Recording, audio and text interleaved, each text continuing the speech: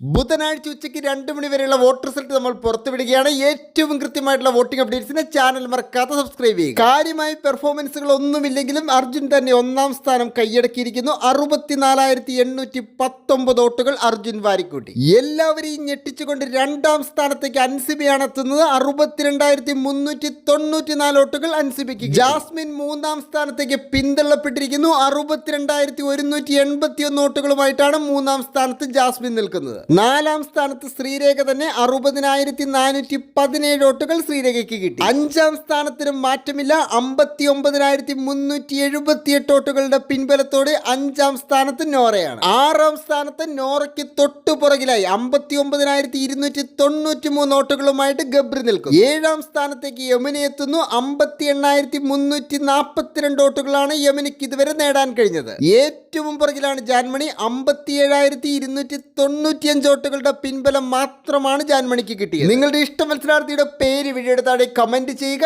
ഏറ്റവും കൃത്യമായിട്ടുള്ള voting അപ്ഡേറ്റ്സിന് channel മറക്കാതെ സബ്സ്ക്രൈബ് ചെയ്യുക. താങ്ക്